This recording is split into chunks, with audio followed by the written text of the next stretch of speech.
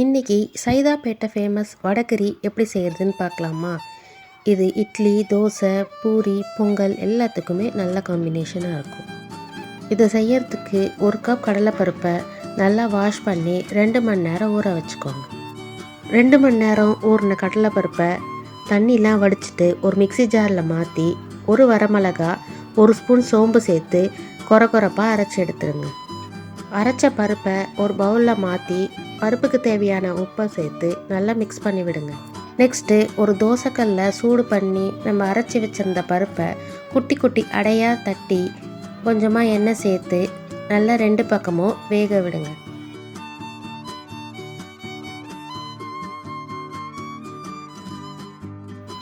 இப்போது ஒரு குக்கரில் 2 டேபிள் ஸ்பூன் ஆயில் சேர்த்து ஒரு பிரிஞ்சி இலை, 3 கிராம்பு, ஒரு துண்டு பட்டை சேர்த்து பொரிய விடுங்க.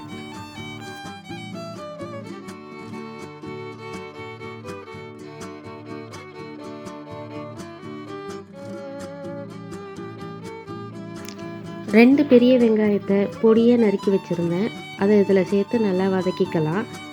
இஞ்சி பூண்டு துருவி வச்சுருந்தேன், அதையும் இதில் சேர்த்து வதக்கிக்கோங்க. இஞ்சி பூண்டு பேஸ்ட்டு பச்சை வாசனை போன உடனே 2 கட் பண்ணி வச்ச தக்காளியை சேர்த்து நல்லா வதக்கி விடுங்க. தக்காளி நல்லா வதங்கி வரட்டும். அதுக்குள்ளே நம்ம ரெடி பண்ணி வச்சுருந்த அடையை நல்லா ஆற வச்சு ஒரு மிக்சி ஜாரில் சேர்த்து கொரப்பாக அரைச்சி எடுத்துக்கலாம். இப்போது தக்காளியும் நல்லா வதங்கிடுச்சு.